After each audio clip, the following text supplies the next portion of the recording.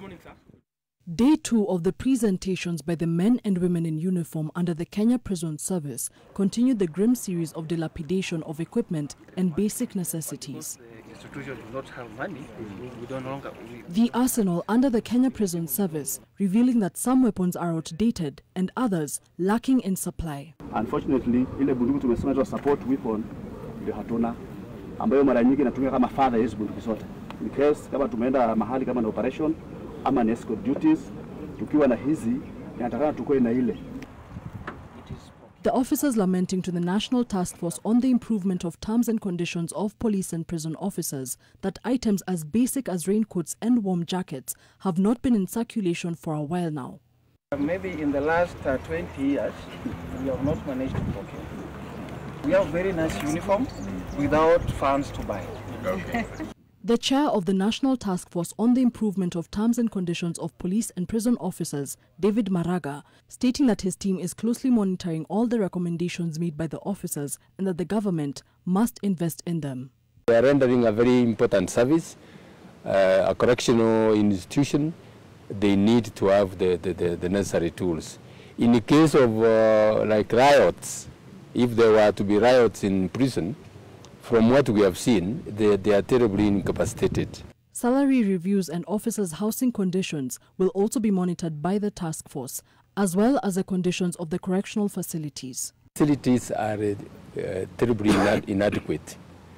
Most of the prisons were built a long time ago for capacities that are, which they are bust. Since they are bust, they are holding more than double what they were meant to hold. The task force will take to the counties next week to sample more views from prison officers before circling back to the capital to hold an open workshop with the public as part of the public participation requirement. Gina Kirovi, NTV. President William Ruto's plan to reduce the country's debt burden through cutting down on expenditure has been set in motion, with the cabinet approving supplementary estimates to effect a 300 billion shilling expenditure cut from the 2022-2023 financial year. In its first meeting of the year, the country's apex policy organ has also approved the 2023-2024 budget policy statement, as well as a medium-term debt management strategy that could see the country slow its growth in public debt, as well as implementing an effective liability management strategy. Ibrahim Karanja reports. When the president first laid his legislative agenda before the bicameral parliament last year, an ambitious plan to cut on expenditures in a bid to save the country from a skyrocketing debt was mooted. In the plan, President Ruto noting the need to reduce a 300 billion shilling expenditure from the 2022-2023 financial year from the estimates that then stood at 3.3 trillion shillings. Over the next 3 years, we must reverse this and go back to the situation where government contributes to the national saving efforts by keeping recurrent expenditure below revenue. To this end, I have instructed Treasury to work with ministries to find at least 300 billion shillings in this year's budget so that we can remove it, because the market cannot sustain the kind of borrowing we are doing. Months later, and the cabinet in its first sitting of the year has given the green light to the move. The dispatch from the cabinet sitting Tuesday notes that the cabinet has approved the 2022-2023 financial year supplementary estimates that rationalizes the national budget with administration priority, realizing savings of 300 billion shillings. The cabinet also considered budget estimates for the financial year 2023-2024, which is said to be designed to slow down the annual growth in public debt and implement an effective liability management strategy. The meeting was also the first paperless cabinet sitting in history, in line with the administration's pledge to lead the nation through a technological disruption as part of the bottom-up economic transformation agenda. They also approved the Kenya Digital Superhighway project that will see over 100,000 kilometers of fiber optic cable laid across the country and a further creation of 25,000 public Wi-Fi hotspots, together with establishment of digital village smart hubs and studios in each of the 1,450 wards in the country. This will facilitate the plan to automate at least 5,000 government services by June this year.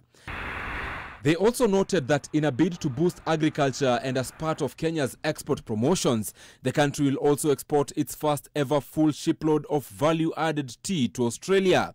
The country's top policy-making organ deliberated on a myriad of other issues, including the drought situation, the status of universal health coverage, unlocking the mining sector, and promoting inter-county mineral processing. The Kenya Kwanza plan has a cost implication of 2.67 trillion shillings, with 473 billion shillings required in its first year for the 5 key pillars of agriculture, MSMEs, housing, healthcare, and digital and creative economy.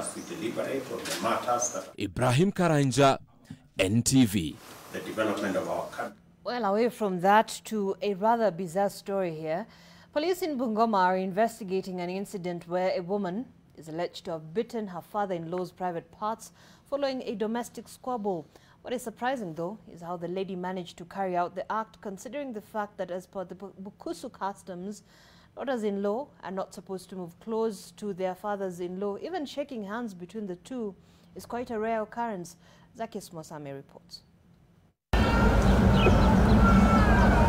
Wameniuma sehemu yangu ya siri iko kuumia saa hii. Mzee Vincent Simiyu Barasa is in pain. He's hurting physically and emotionally. The 75-year-old says his daughter-in-law attacked him in the most unorthodox manner. She beat his private parts.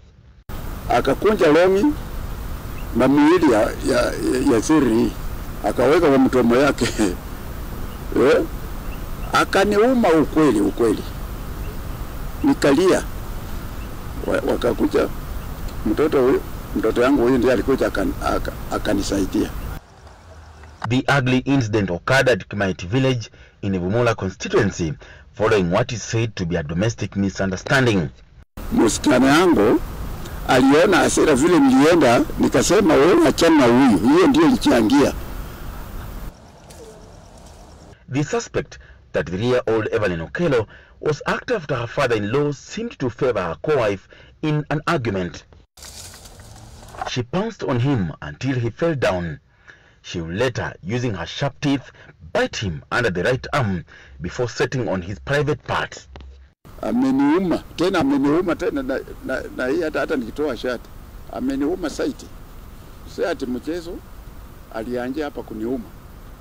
Ndiye akaingia kwa sehemu yangu ya ziri. Akaniuma kabisa. Sanga vile msee ameongea, nikuja nikamuuliza mliaziraje. Kumbe ni mambo ya mshahara mwingine nataka kuchokoza huyo. Kwa mzee akasema, "Wewe kila mahali penye unapitanga, siku asipiti mbi kama uchachokoza mtu." Akashika huyo msichana tai. Sasa fanya ashika huyo msichana tai na babangu akakuja akasema, wewe msichana wangu, kila siku nasikia maripoti. Nini kinaendelea?" Alafu akatusi papa, wewe ndio ujui kuambia kijana wako akae chini kwa familia. Some of Kimaiti residents are now demanding for an unpeacing ceremony because as per Bukusu customs, a daughter-in-law is not allowed to move any close to her father-in-law under any circumstances. Lakini tumesema ni vizuri alimkuza tu, lakini kumtoa nje ilikuwa mbaya, lakini tulikuwa tunafikiria tumfuatilie angalau sababu hii ni kimbila inaweza haribu watoto. Kulingana na ukoo yetu, lazima wanaangalia vijana wa ukoo wenye wanaweza kuja kudiscipline yule mtu mwenye amesababisha hiyo chanzo. Sasa sisi kama vijana tulicooperate na tukaamua tukuje tuwadiscipline. Tukadiscipline brother yangu Fiboko na shemeji yangu pia Fiboko. Sasa tulipomaliza kwa discipline tukaamua shemeji afunge virako yeye aende kwao. Police are investigating the matter as Mzee Vincent Simiyu Barasa continues to nurse the bite wounds in his private parts. Zakis Masame, NTV. Quite unfortunate. Well, the murder trial of the late Edwin Kipto, popularly known as Chiloba, has begun at the Eldoret High Court, where 4 of the 5 suspects who had been under investigation for the matter have been set free by the court. This move follows submissions by the police and state council that the 4 persons did not participate in the planning and the murder of Edwin Chiloba. Now, this leaves Jackton Odhiambo as the sole suspect in the murder case. The state says it has sufficient evidence. Odhiambo, a friend of the late Chiloba, premeditated, planned and killed Kipto. For now, the suspect will undergo a medical examination to ascertain whether he is fit to stand trial. Odhiambo will take plea on the 8th of February.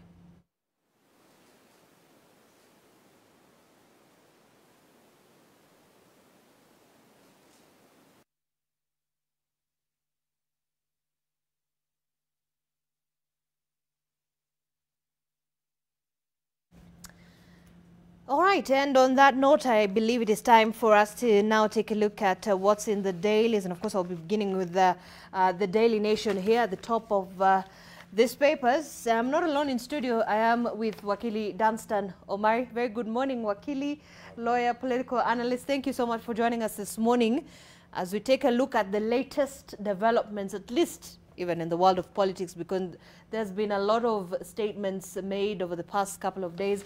That's what we'll be focusing on. Let's begin with the Daily Nation. Were the 15 billion shilling graft tax cases hot air? That's what they ask. Questions. The DPP says charges were dropped for failing the threshold test of prosecution. We see a number of faces here on the front page of the Daily Nation. They stood accused. 7.3 billion, Rigathi Gachagua and 9 others. There was the 2.2 billion shilling case, Mary Wamboi, Purity Njoki, and I think it's Puma Holdings. We also have the 1.9 billion shilling Joe Sang and 5 others were facing.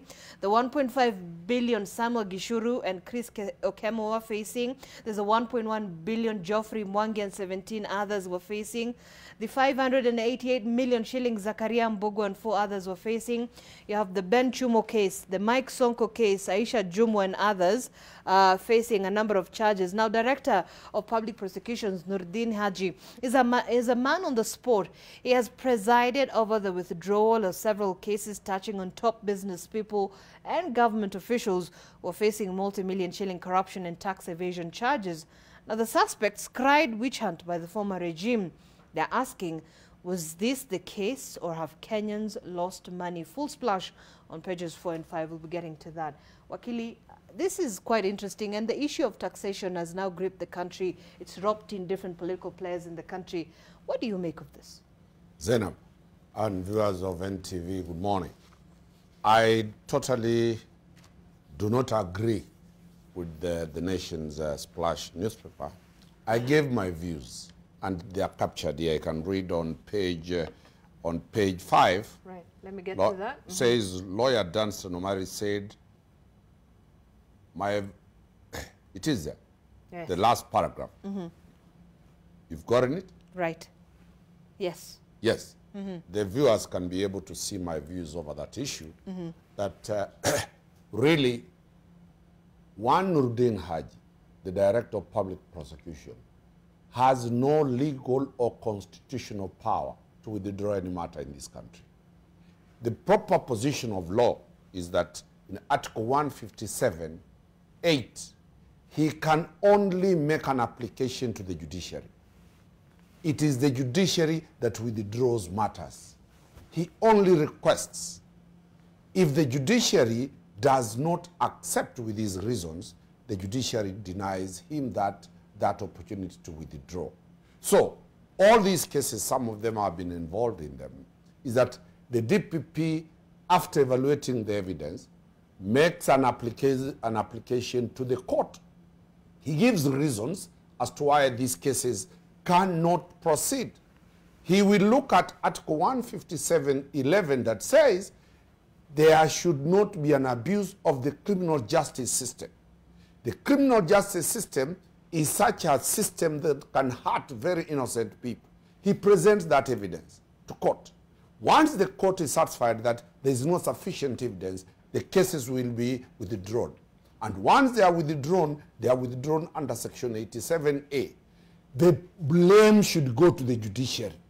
Because on some occasions, for example, the matter for the governor of Samburu, Lenkorol, the court refused and said the matter must proceed.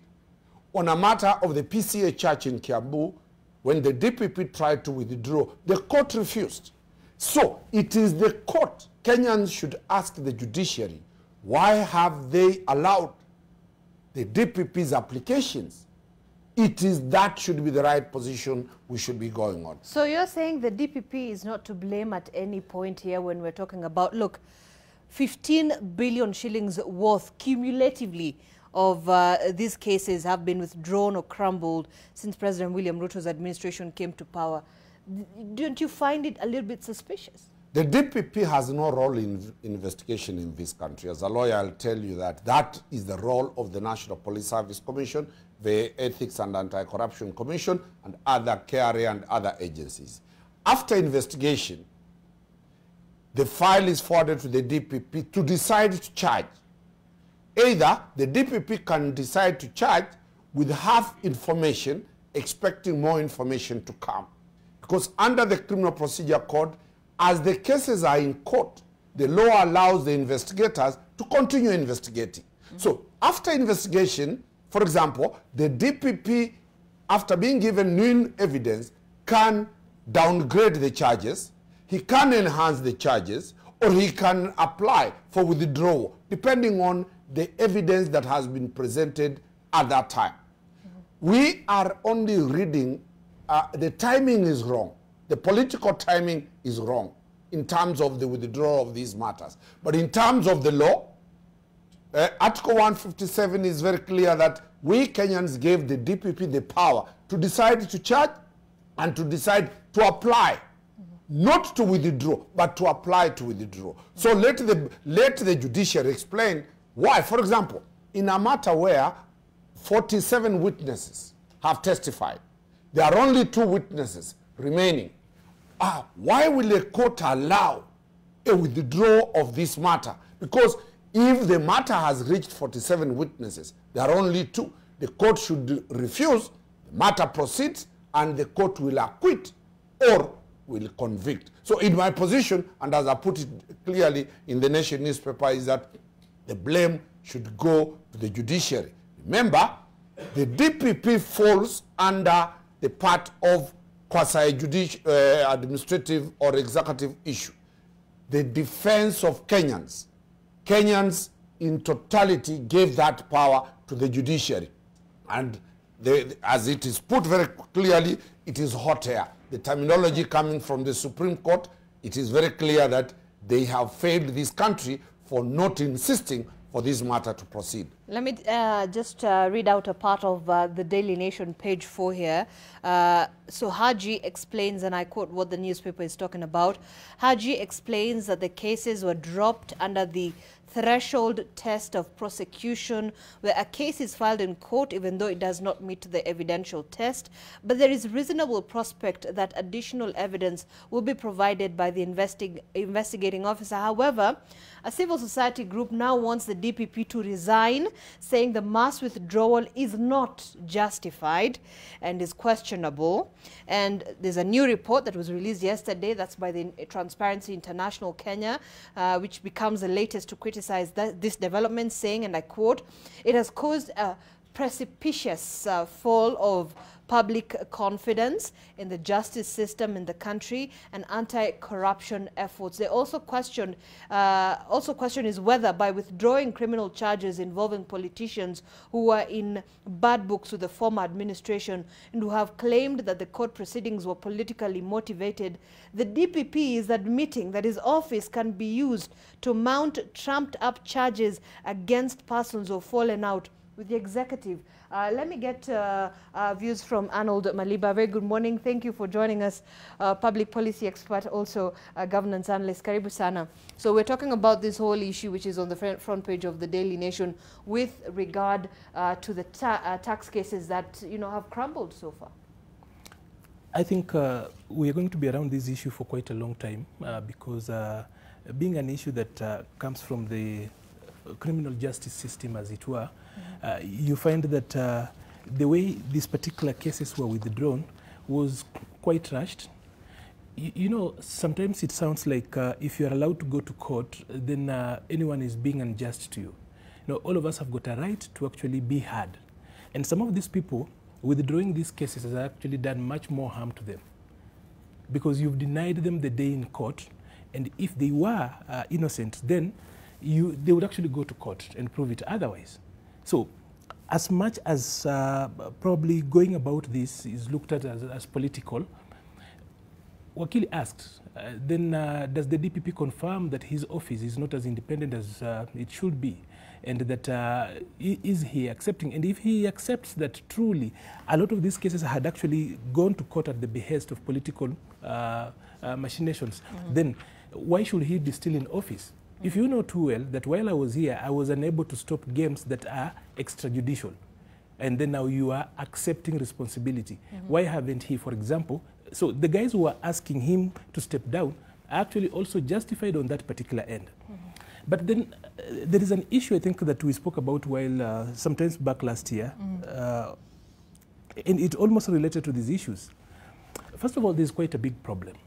You know, the investigating officers, if you were to listen to the investigating officers and the way they are treated by the office of the DPP, for example, you realize that there's quite some very bad blood, for example, between DCI and the investigating agencies, that when investigators show up at DPP's office with evidence in the file, it looks like they are the ones who actually are on trial.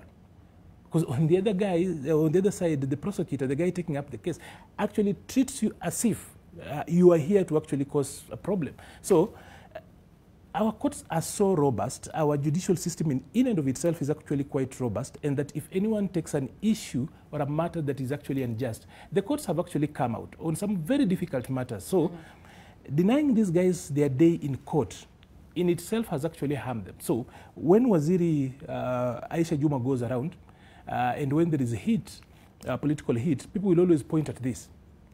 When the chairperson of the Communication Authority goes around, and there is political heat, people will always use this. So this is a lot of political fodder for political fire, and it's not necessary, because when people go to court, you know, like people who've gone through these processes before, a good example is the Prime Cabinet Secretary Musalia Mudavadi.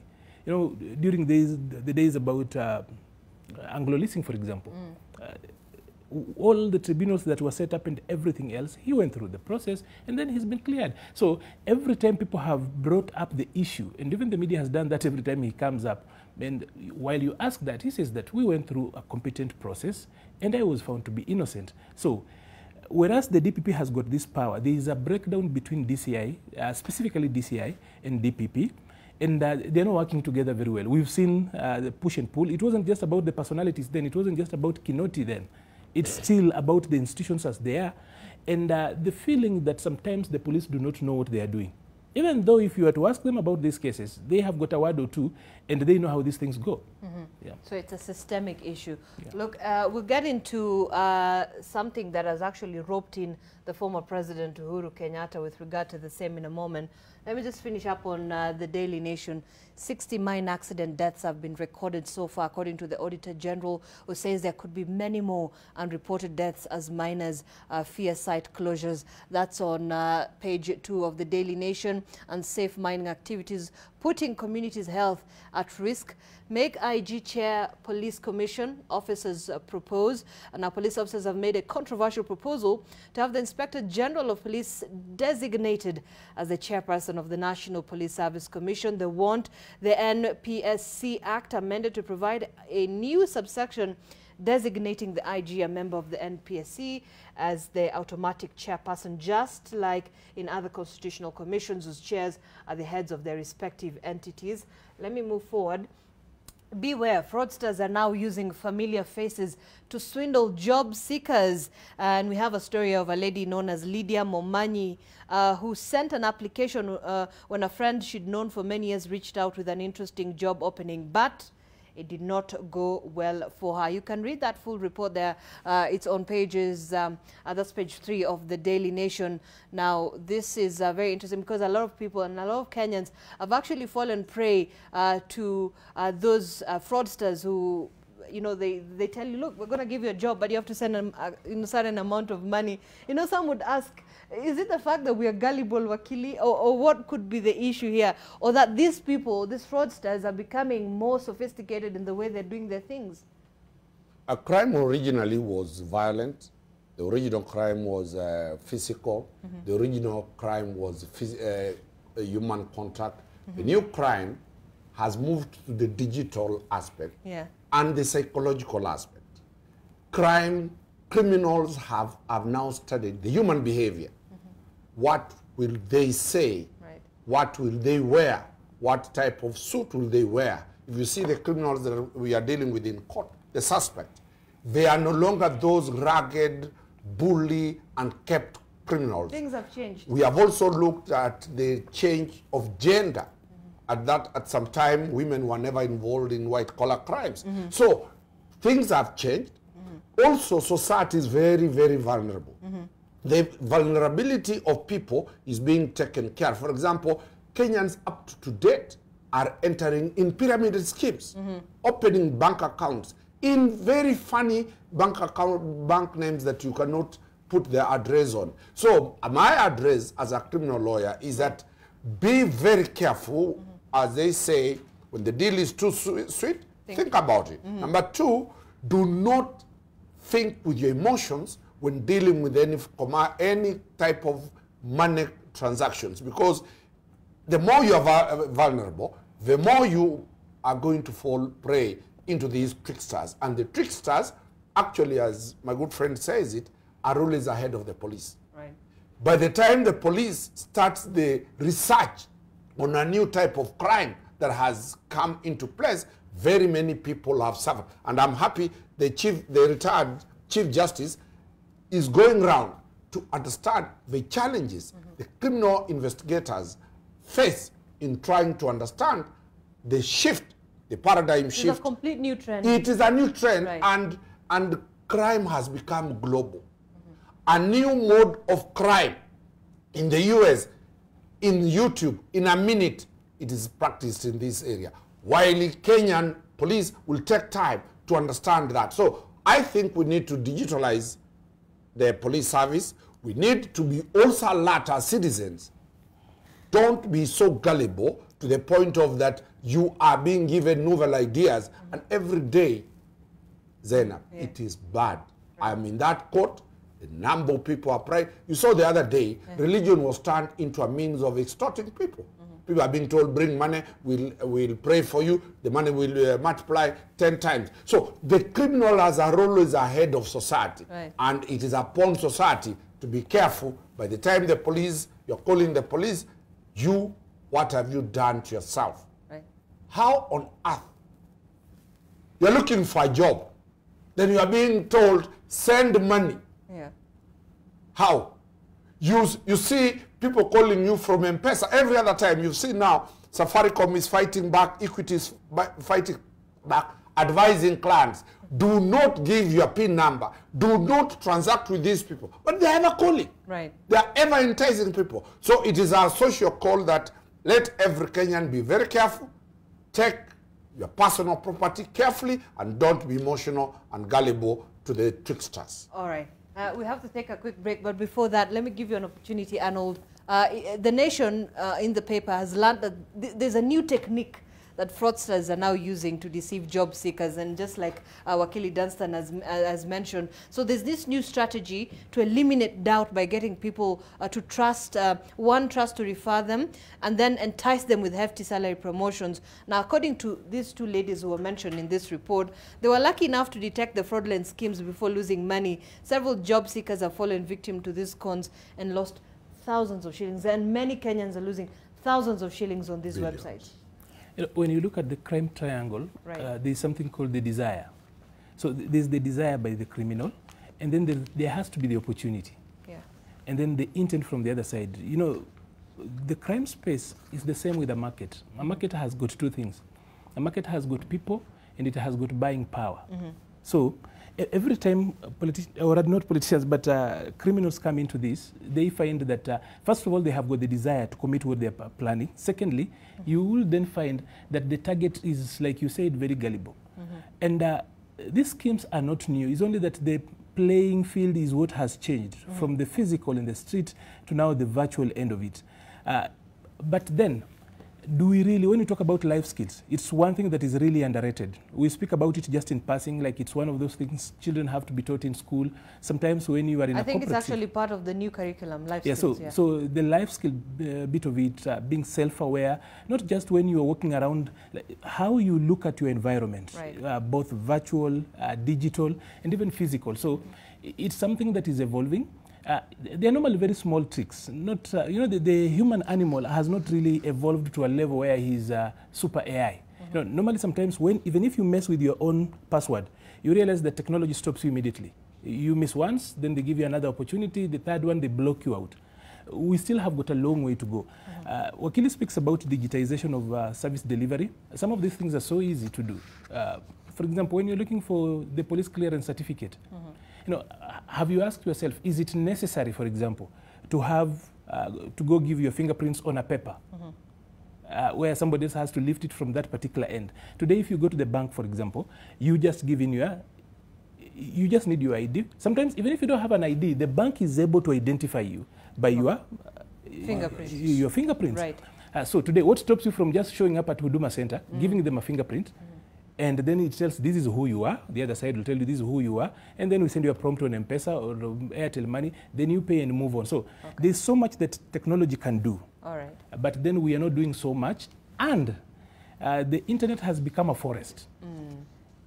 People cannot be everywhere all the time. So your space where you are on social media or the internet could be so small and you think you actually are in control. So if I bring an image of Zainab, even on WhatsApp or Facebook, then you are engaging Zainab and you feel like, okay, I'm with her. So because you really have not looked out there. It's so big a forest that we sometimes get lost in it, as much as we think we are in control. But we have to change the way we do things. All right, so let's take that quick break here on MLive NTV. Talk to us. The hashtag we're using this morning is MLive NTV. When we come back, we'll be taking a look at a number of things, including this letter that was sent yesterday. Request to be furnished with the video footage of alleged visit to your home by former IBC chair Wafula Chebukati, as alluded by yourself during the Azimio rally at Nairobi's Jacaranda grounds. That's the legal counsel representing Wafula Chebukati. Let me get this correct. There you have it, addressed to Right Honorable Raila Amolo Odinga, and there will be legal action if whatever they're demanding is not furnished on time. All right, let's take that break. We'll be back in a short while.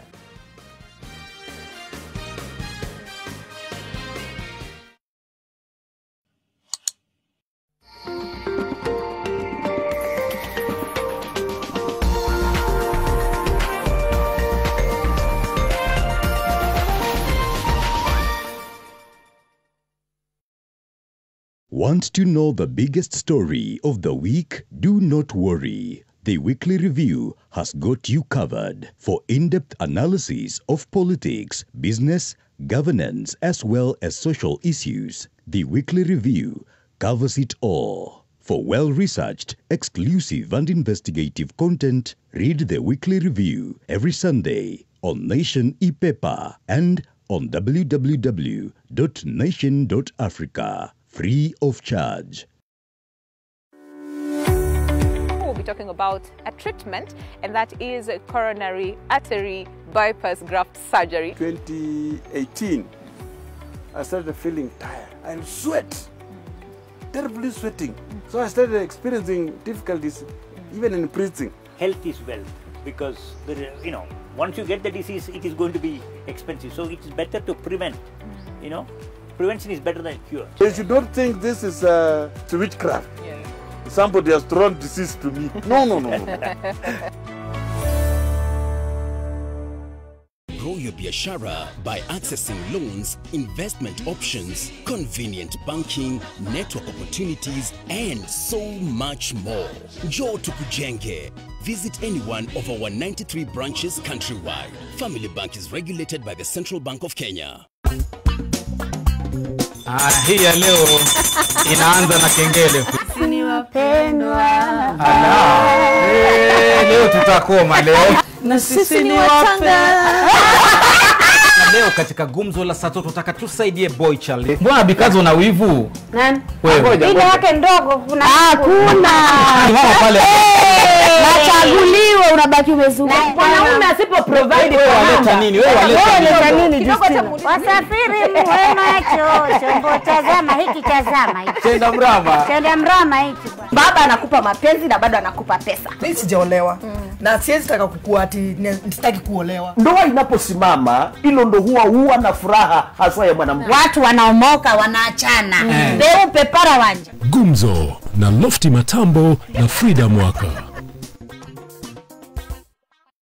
Pata taarifa teke na e-paper. Stay in the know on the go. Getting the full story Bilangori. To sign up, choose your preferred subscription. Use the promo code SUBZ22 to get 20% off and pay. Get your favorite newspaper and enjoy the truth anywhere, anytime. For inquiries, email epaper@ke.nationmedia.com or call 0790 111 111. Subscribe today and get your taarifa teke.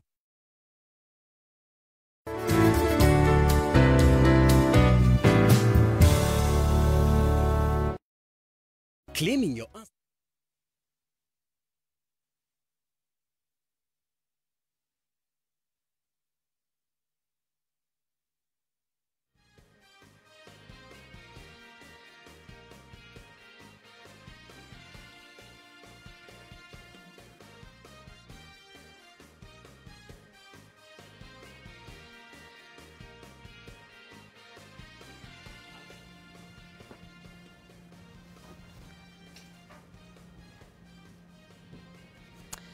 All right, and thank you so much for staying with us. You're watching Live this morning. Let us continue and just wind up very quickly on the newspaper, then get to the issue and the matter of fact and the conversation this morning. I'm just going to wind up. So we've talked about this issue of taxes, and these are some of the other stories that will be informing our conversation this morning. Let me get to that. Chebukati threatens to sue over Raila home visit claims. Aggrieved lawyer says that remarks by Odinga lowered former IBC chief's dignity. The former electoral agency chairman has given Azimio leader 7 days to produce video of the alleged visit or face legal action. I'm going to show you that later in a moment. And also, away from that, okay, so my newspaper is a little bit... okay, well, technology must be failing me a little bit here, but I'm good to go. All right, away from that, we also do have this other issue. Maize prices plummet in North Rift on Market Glad, but we'll not be having that conversation this morning. More than 10,000 flee their homes amid sustained banditry attacks. And then we're going to look at... let me get that report there. Okay, I guess it's, we'll be getting it in a moment. But Business Daily, this is what we have on the front page. Drivers to pay daily congestion charge in war against pollution. So there's a new charge to ease traffic snarl-ups and toxic air, which means motorists will have to pay a traffic congestion charge, and companies hit with a new tax for every ton of carbon emitted from their plants. If a government proposal to protect the environment is adopted, the Treasury disclosed plans for the daily variable toll in a policy document made public yesterday in the race to ease traffic snarl-ups and air pollution. Just very quickly, under the plan, the state is seeking to introduce congestion charge. Now, this fee will be charged on cars driven in zones marked as heavy traffic areas, such as the Central Business District. Wakili Dunstan, I want to get your thought, but also let me introduce Hesbon Owila, media and political communication expert, into the panel conversation. A very good morning, Karibu Sana. But let me get Wakili's view on this issue of this new charge. So some will say, well, this is a new tax that is going to burden us as Kenyans, but also we'll have to look at the issue of environment, and perhaps some would say this is a good thing. Well, the questions about climate change were issues that were done when Professor Muga was around, called the ozone layer. Today, those issues about the climate change has affected us. Every village in this country is feeling the heat on the terms of the climate change. The weather patterns, the droughts that we are facing, the heat wave that we are seeing, the type of sudden rainfall that is causing floods and others. So it is no longer an issue for the Americans or for the British. It is a global question that has been domesticated here. So Kenyans be alive to the reality that whatever we are doing here, whatever emissions that are toxic that are going to the environment has an impact on our health, has an impact on the environment. The ecosystem, once it has been affected, then this world in a million years to come will not be a place habitable for human beings. So let us comply with. So good proposal. It is a good proposal because it's global. It is going to affect our generations that are coming. Okay. So me, I endorse it that but also the question is, will anybody be able to tame China and the other countries that have completely refused to enter into these global discussions on how to tame the environment? Right. Arnold, just very quickly, your thoughts on this, from where you see it, good or bad, the proposal? I have reservations actually buying into these climate change stories, and especially burdening Africa, seeing that Africa, it's said, quote unquote, to be producing between 4% to 6% of emissions. But bearing the heaviest brand. But we actually are bearing the greatest brand, and you see that even locally we are using that to justify new taxation regimes and things like that. You know, I still have got this feeling that when we have resources, for example, and I've used this example in this particular set. Okay. Volkswagen, for example, one of the leading motor vehicle manufacturers, in their biggest plant, it still runs on coal 100%. That's Volkswagen in Germany. Here, we are struggling, Wheeler and I and Wakili here are struggling to sound eloquently as we try to help the state and the public get jobs, fix society and everything else. We have got coal in Kitui, and then we've got so many guys telling us on how we cannot use that.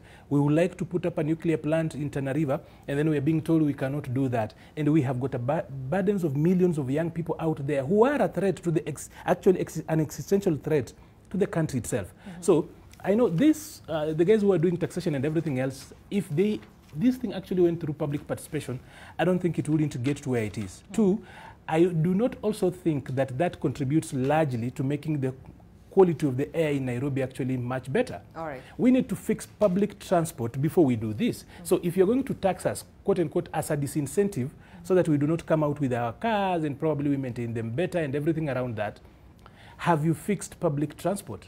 Everywhere in the developed world that we really desire to emulate, if you ask them, you find that public transport has actually been fixed in a way that anyone, including the country's head of state, can actually use public transport effectively. That's not working here. So you've not fixed public transport, then you are taxing us more. What are you doing? You're making the essence of actually being in the city very difficult. Yeah. Hesbon, your thoughts on this very quickly. Well, I think totally agree with Arnold, and I'll be very tacit. You know, we cannot solve global problems by effecting local solutions that are punitive. So in as much as the world has become a global village and issues of global warming affect all of us, you know, whether we contribute or not, I think there has to be a middle ground on how to adapt and mitigate. And I think the developed countries, the ones that contribute, you know, the most to global warming, have to help, you know, the developing countries like Kenya find a way of adapting and mitigating the adverse effects of global warming by not punishing people. You know, in a country where we are dealing with so many things, including infrastructure and all that, you cannot start punishing people for driving when that system in itself, you know, but does not incentivize alternative means of transport. Yes. But I mean, essentially what they're talking about is to encourage most of these companies, especially, to just cut down on the carbon emission, which will then in turn probably help in the, you know, the global idea. And that's why my thinking is we have to be alive to how the local solutions fit into the global problems. Right. But you don't load the global problems to local people. All right. Okay, so, well, just away from that, we'll not get into Taifa Leo, but that's what's on the front page. I'm going to leave it there. Acheza karata ya Uhuru. Rais aonekana kufuata nyayo za mtangulizi wake, ilhali alipinga baadhi ya mbinu anazokumbatia kwa sasa. That is found on page 2 of the Taifa Leo. Let me get to a story here that will be part of our conversation this morning. Now, retired President Uhuru Kenyatta has hit out at President William Ruto and his allies, urging them to focus on delivering their mandate to Kenyans as opposed to attacking him. This comes just a day after President Ruto and a section of the UDA senators claimed that Kenyatta was behind the Azimio anti-government protests aimed at crippling Kenya Kwanza new tax regime. The former president and former cabinet secretaries had gone to condole with the family of the late George Magoha. Sydney Chazima has that report. Despite it being a day set aside to condole with the family of the late Education Cabinet Secretary George Magoha, former President Uhuru Kenyatta and his allies took the chance to give rejoinders to the ongoing political chatter around the Azimio anti-government protests. Uhuru laughed off insinuations by a section of UDA senators and President Ruto's claims that he was using the Azimio protests to evade tax waiver allegations. Steve, usijali hii watu wanapiga mdomo, wacha wapige basi. Najua mtu ambaye hana kitu kingine ya kufanya lazima apige mdomo. Hata wapige mdomo.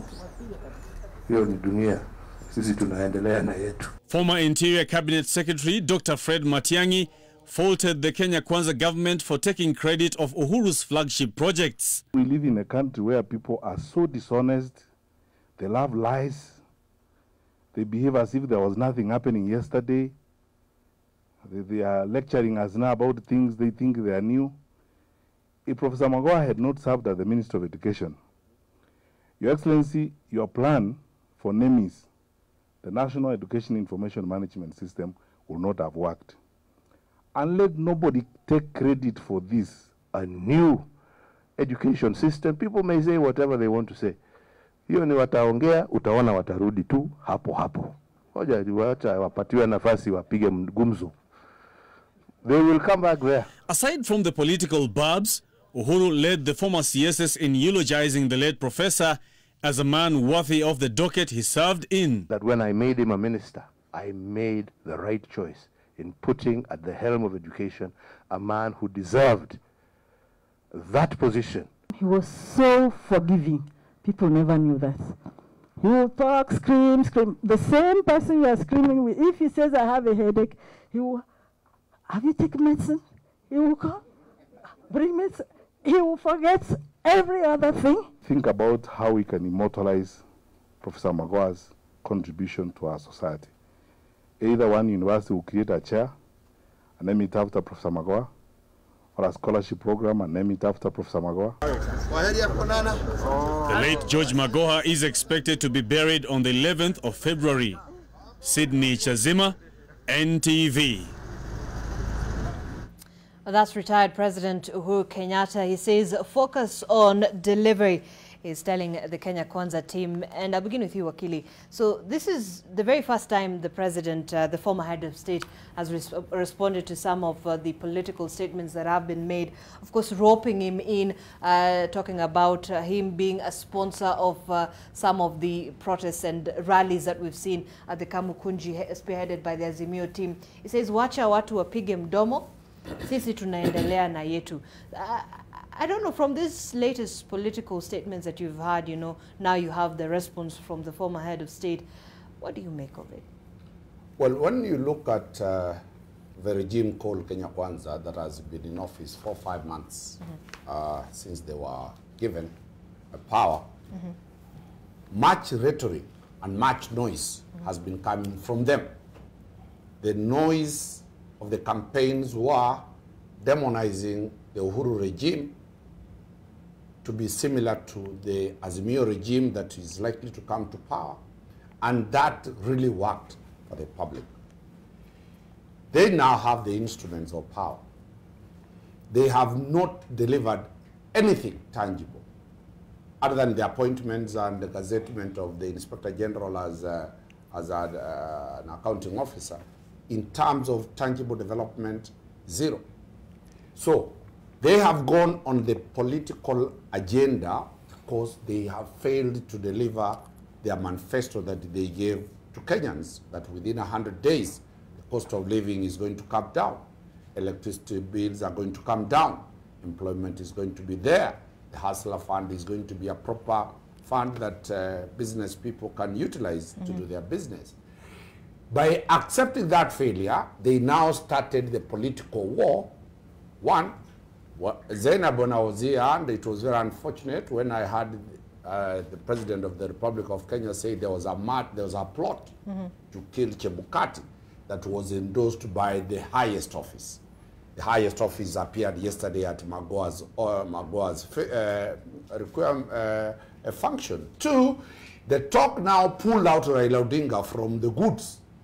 Remember, the rallies that have started were rallies in response to what Kenya Kwanza was trying to tell the public. And the rallies are becoming so potent. Two, the Kenya Kwanza brigade now goes further and start raising issues. Some senators whose you cannot place their name anywhere in the Republic's figure went into the jugular to fish President Uhuru. And President Uhuru now is coming back, and the approach I've seen that is developing is that the Azimio team led by Uhuru is now telling Kenyans, compare what we did and compare what the Deputy President Gachagua is saying. There was no work done for 10 years. Compare the cost of bread under me and compare the cost of bread under President Ruto. This is going to be the narrative, and Magoha has given fodder and ground for this political discussion now to erase. What is going to happen on 11 during the funeral of Magoha? Is the president and his team, are they going to go to that funeral? Will Azimio allow one of their own? You've seen now the president has galvanized the whole cabinet, even many of them who have planned jobs in international jobs. There is now a political war between Kenya Kwanza and Azimio team and the former regime. And the one who is going to lose in this political war heavily is the Kenya Kwanza team.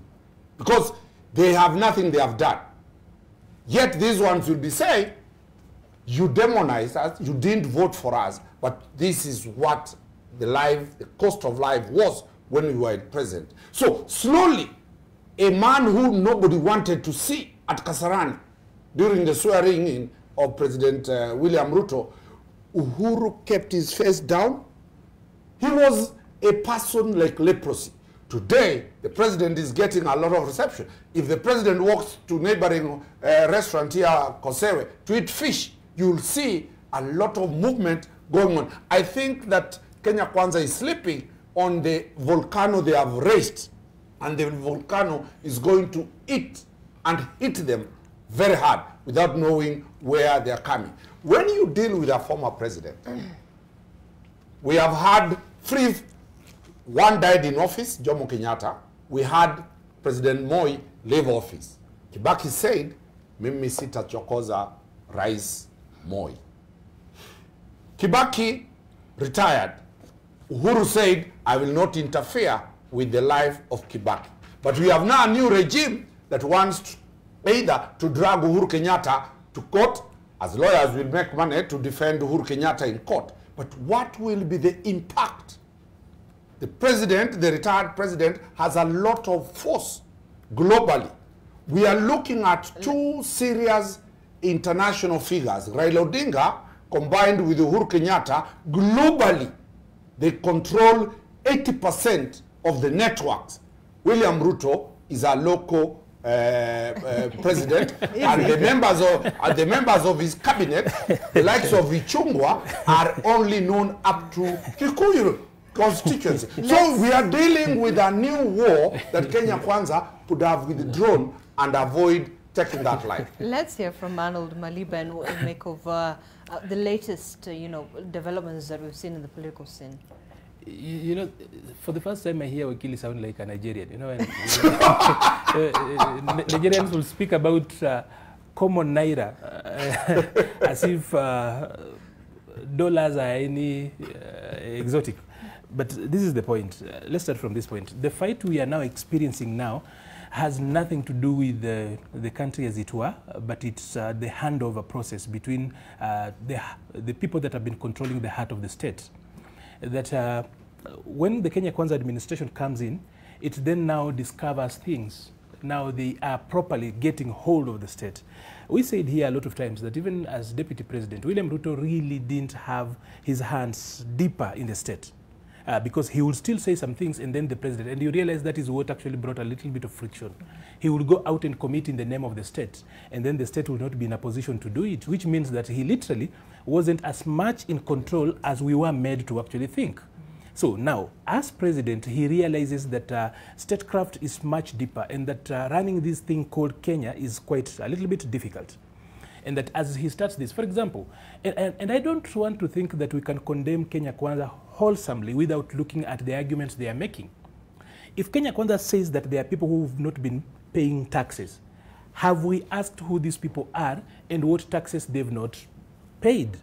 Wakili here knows too well that evidence is supreme, and that any other thing that we will say is actually opinion, and opinion is free. Facts are sacred. So Kenya Kwanza makes allegations that there are people who have not been paying taxes. Has anyone asked them, including the media, going out there and asking, who are these people that have not paid tax? Because they're also not mentioning names. They're just insinuating. You know, we also do not want politics of cowardice. Hatuwezi kuwa nchi ama taifa la watu waoga. Ati watu walipe ushuru, watu wagani. Who are these people? Don't they have names? Because KRA has got PIN numbers of both individuals and companies. So if Zainab, you have not paid your tax, KRA will address you as Zainab. When you file your returns, you file it in your name and identity. So we also want to have a very clear statement coming out.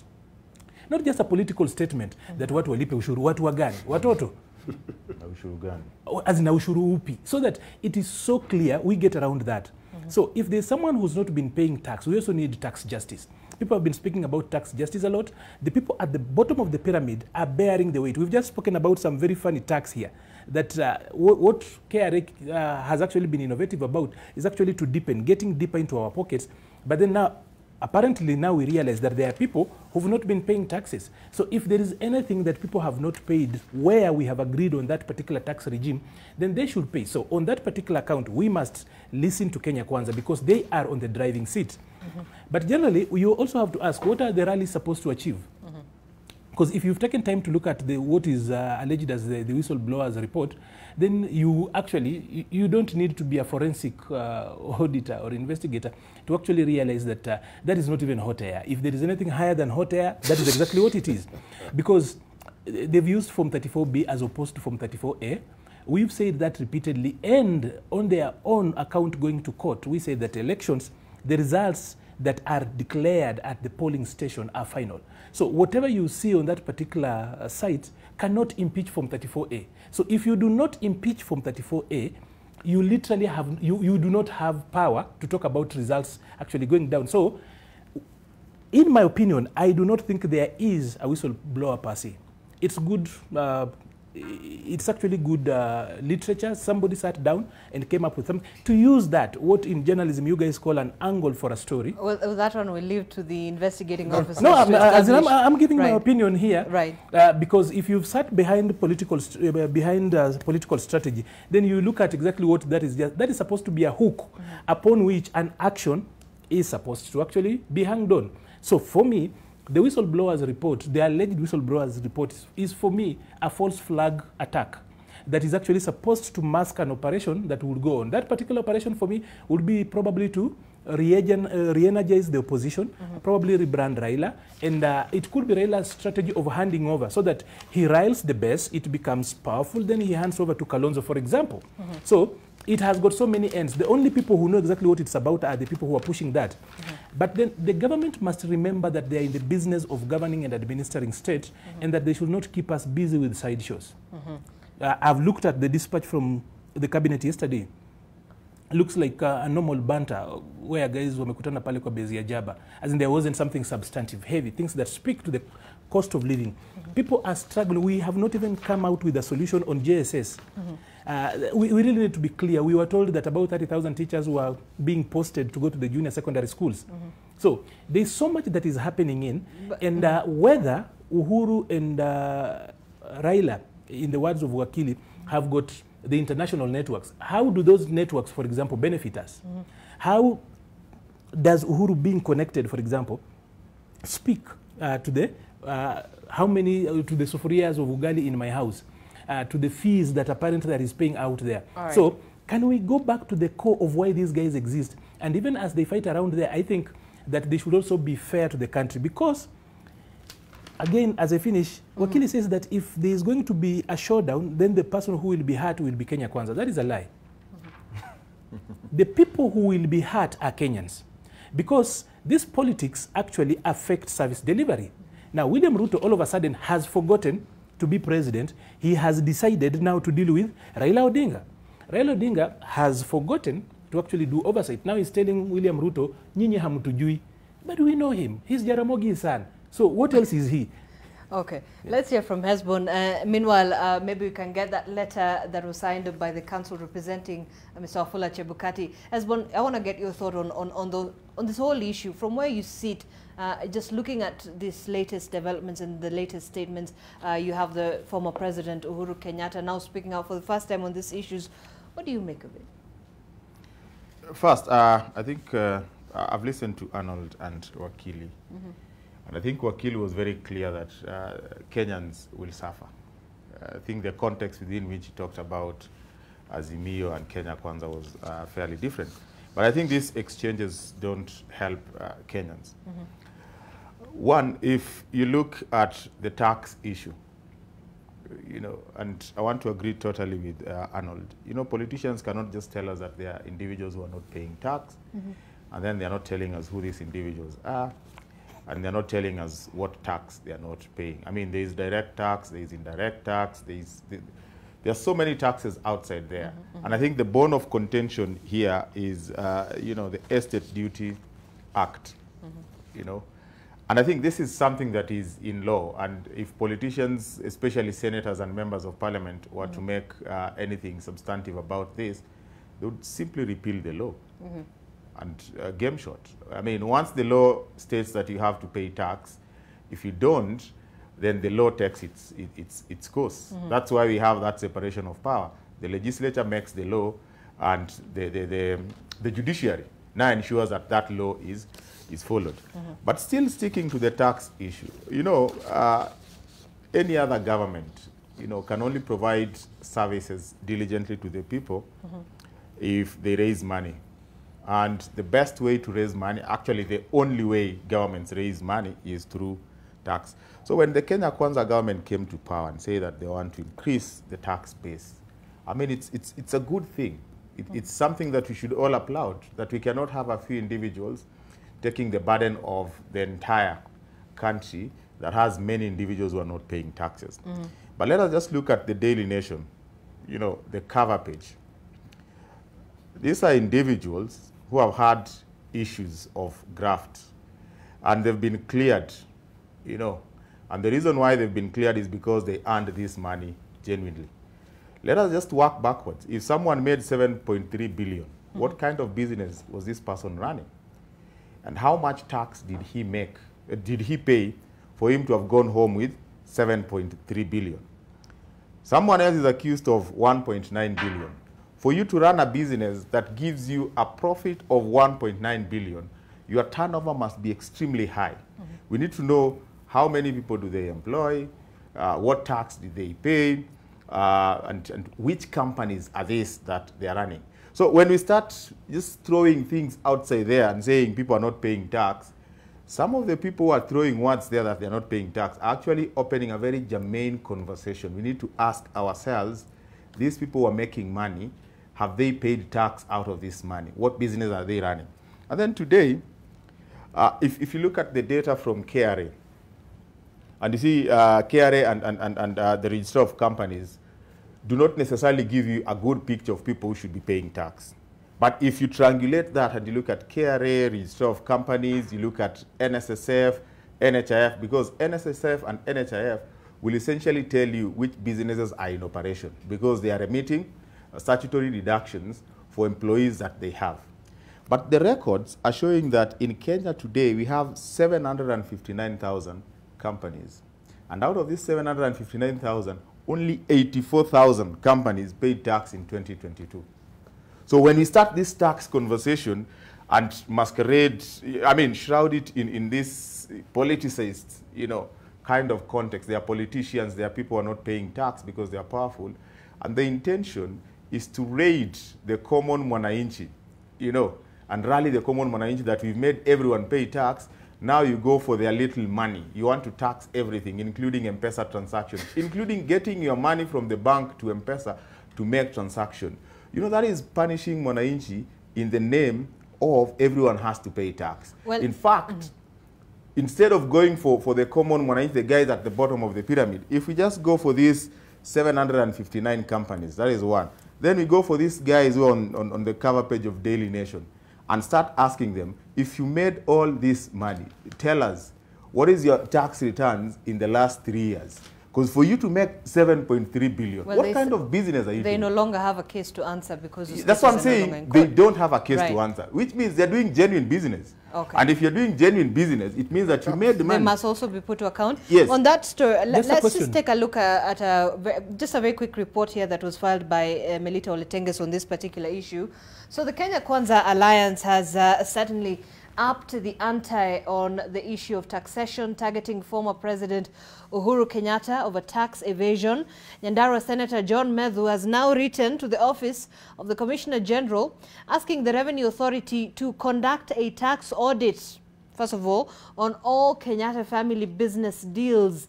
But even as the politics of taxation plays out, according to the Estate Duty Act of 1964, President Uhuru's family and that of late former President Daniel Moi are exempted from paying estate inheritance tax. Let's take a look at that quick report. We'll be back. President William Ruto's government is hot on the heels of former President Uhuru Kenyatta, accusing him of tax non-compliance and sponsoring anti-government meetings. The good people who are used to exempting themselves from paying tax, their day is up.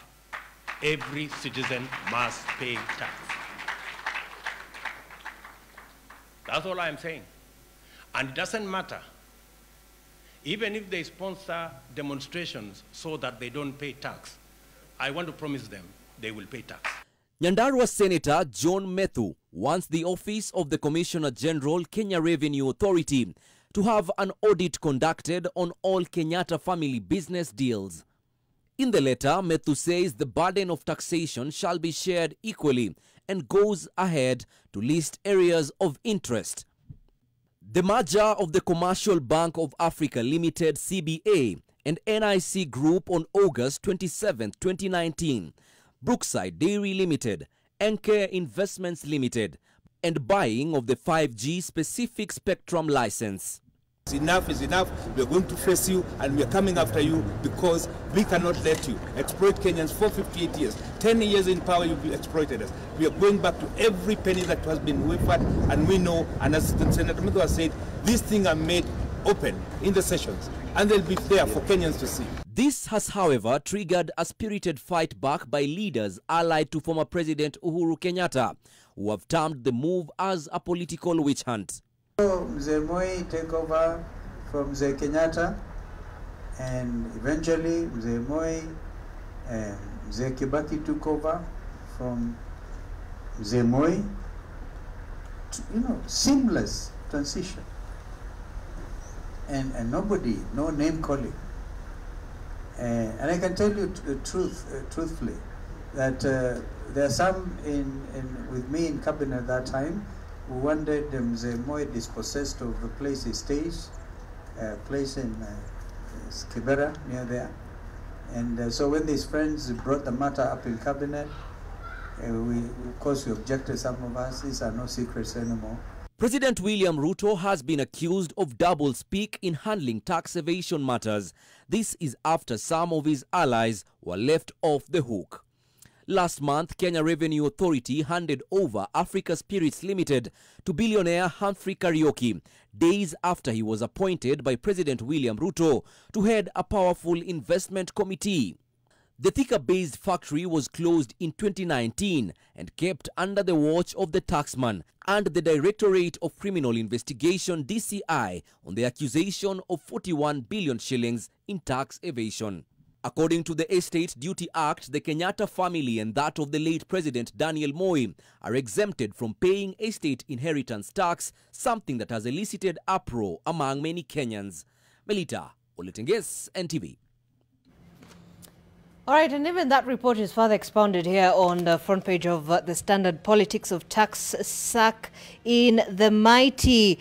Well, issues of tax have been part of Kenya's political discourse since independence, and if it is not the incumbent president exhorting Kenyans to pay their fair share, it has been politicians crying foul over weaponization of the instruments by KRA to silence critics. Now, it is the country's big three fighting. Where does that leave Kenyans? Is it a genuine fight?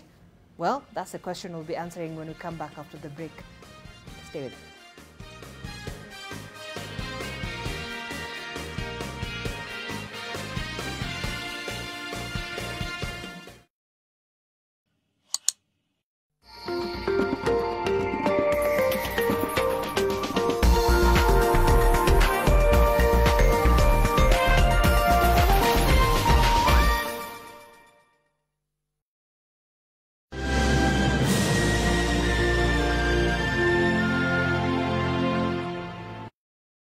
Centum Real Estate brings to you 265 Elma 1 Apartments, the newest and most stylish development in Kasarani. Pay a deposit of 250,000 Kenya shillings and the balance in flexible installments or mortgage finance.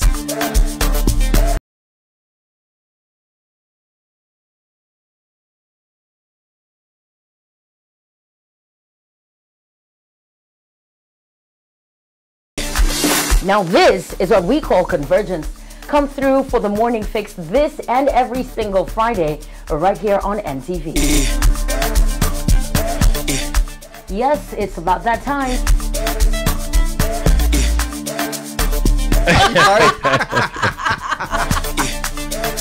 You know, the coolest thing about mornings is that a girl and two guys together in the mix, you never know what to expect. You guys are crazy. From Friday 6, bring your good vibes, bring your picks. From 7 a.m., it's a dope mix. Every single thing on Friday changes with the morning fix.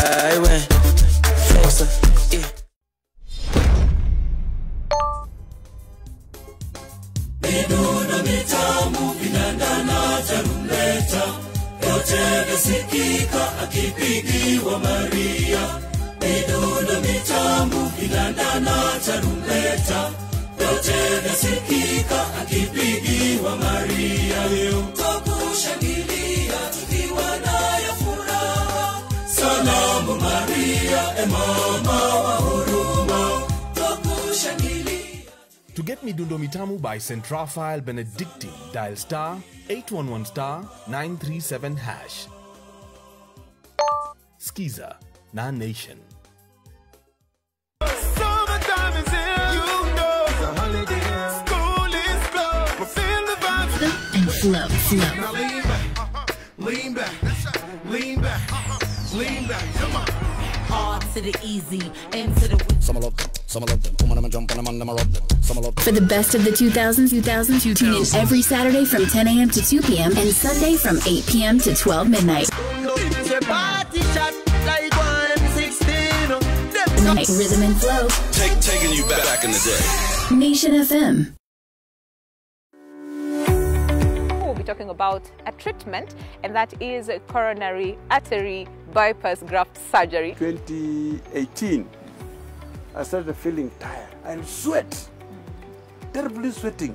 So I started experiencing difficulties even in breathing. Health is wealth, because once you get the disease, it is going to be expensive. So it is better to prevent. Prevention is better than cure. You should not think this is witchcraft. Yeah. somebody has thrown disease to me. No. Grow your biashara by accessing loans, investment options, convenient banking, network opportunities, and so much more. Njoo tukujenge.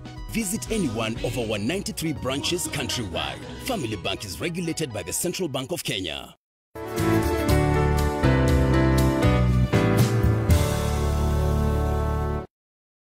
Claiming your assets is easy. Simply visit UFAA website www.ufaa.go.ke or dial *361# or visit Huduma Center near you.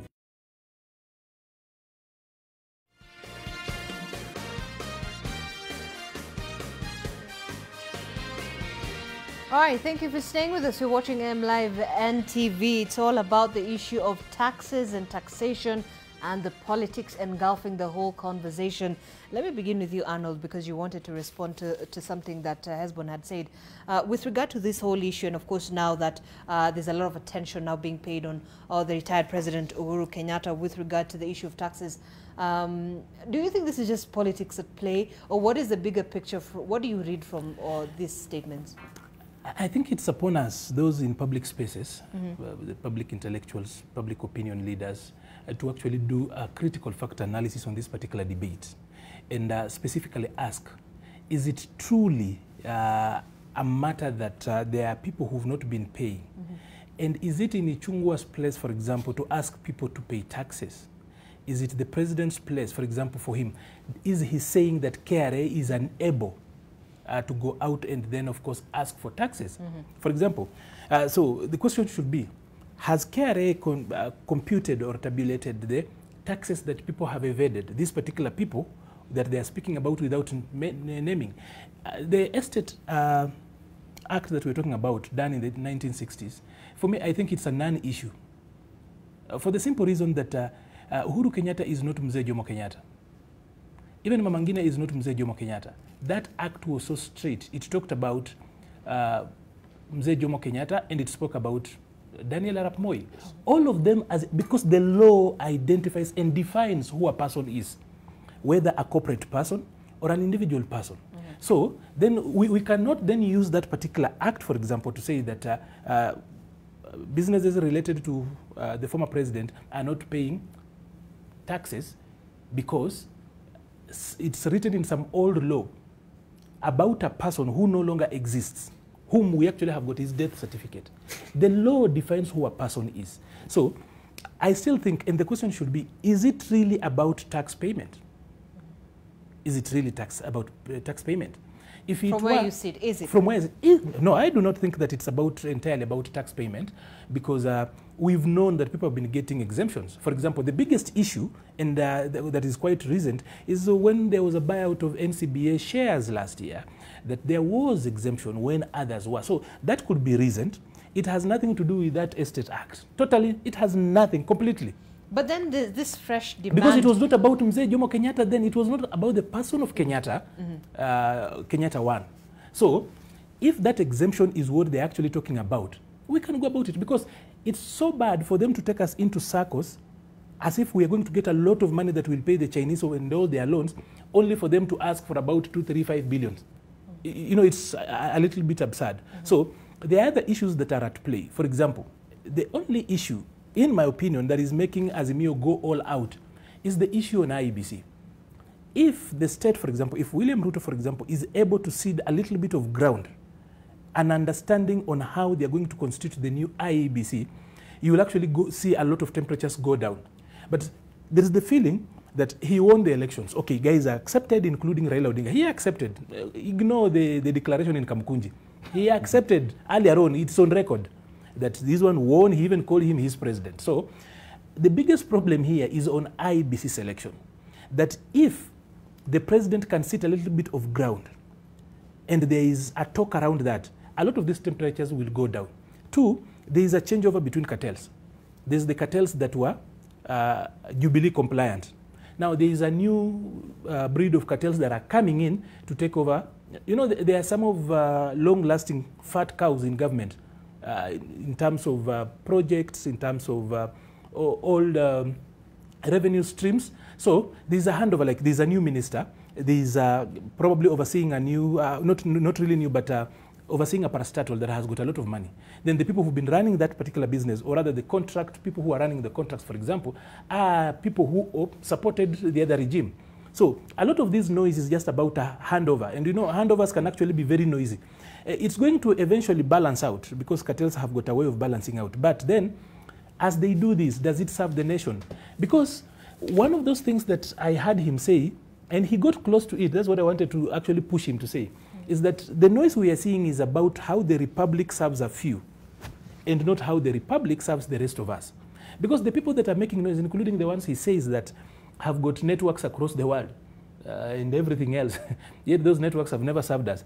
It's really about how they benefit from Enterprise Kenya and not how Enterprise Kenya serves the rest of us. All right. So he also spoke about 84 companies only paying us taxes. I think that data is a little bit faulty. 84,000. 84,000, okay, that makes sense. Because when I had 84, I was like, no, our economy is too big to actually just have that. But he also has to remember that a lot of companies are shells. So you and I put together some 50,000 shillings, register companies, but then we can't get anything. A number of these companies, for example, are registered by young people under the AGPO framework, the Access to Government Procurement Opportunities. Okay. What happened is that a lot of young people, women, and persons with disabilities hoped they would get a pie of this particular business. So they went on a frenzy to register companies. Now, they didn't get any tender or anything else. After running around, they stopped. Even as KRA talks about people not paying taxes, you've registered a company, it's not done anything. You get tired. As a young person, you are mobile. You go to Mombasa to get something to do. You no longer do returns. And then they are piling some 20,000 every year from 2011, 2010, when the AGPO process started, then as 10%, then so progressively. The bottom line for you is that this whole talk on the issue of taxation is just merely playing to the political gallery. That's what you're saying. Actually, the thing is, because if it were about... Just allow me to, right, to make some... Can I just run okay, that? So very quickly, so the point is this. If it really were about taxes, we would actually have who collects taxes in this country? KRA. Okay. Have you seen any document from KRA that says that Uhuru Kenyatta or this particular entity has not paid this particular tax? None of us has seen that. So all we are hearing is from politicians. Yet the people who are tasked with that role have said nothing. So KRA should tell us that these guys have not paid this particular tax. Okay. So it's not about tax. Otherwise, we would have heard from KRA. All right, let's hear from Hezbollah. Well, I think it's about tax for the simple reason that they're trying to weaponize the issue of taxation. For their whole political expediency. But I would say it's a good thing. You know, the moment you open the conversations around taxation, then the spotlight will be on taxation. And we'll ask ourselves, what is the law that exempts people from paying tax? And why would a legislator complain about that law in a press conference? Why can't they go to parliament and regularize the law so that the law is compliant with the demands of the country as it is today? That is one. And then number two, I mean, Anol has made a very strong submission that there were companies that were registered under AGPO, and there are so many people who have companies that are not operational. But the law is very clear. You have to file nil returns. But in my submission, I made it clear that this is not just data from the register of companies, because from the register of companies, you'll get companies that are registered. This is data that is triangulated. So you have the companies that are registered and companies that are paying employees. You know, because you cannot be a dormant company and you submit statutory deductions to NSSF. It simply means that you are in operations. So when you talk about 759 companies, these are companies that majority of are actually in operation. But then only 84,000, you know, have been filing their returns up to 2022, meaning that around 90% of corporate tax is actually lost. And if you want to start these conversations around tax within the law that works, this is where we need to start. I mean, that money is enough to cushion Kenyans from the high cost of electricity. You look at the cost of electricity between the last month and this month. I mean, it is just too much for the common mwananchi to bear. Because for 1,000, what you used to get for 1,000 in the last month, this month, if you look at what you're getting for tokens for 1,000, you've lost around 7 to 10 tokens, which is a big deal for the common mwananchi. Today, people go fueling their cars and they realize that if you used to fuel at 4,000, now you have to pay around 7,500. Today, people are driving their cars thinking that I've fueled 3,000 and they stall on the road. And you see, these are privileged people. Now you can imagine guys who are struggling just to buy unga. What Kenyans don't know is that when you go to the supermarket today, walk to any supermarket today, you realize that the cost of cooking fat, actually most of them are on the shelf and you're seeing some promo. It used to be 800, now it is 650. Do you know why? Because they are going bad.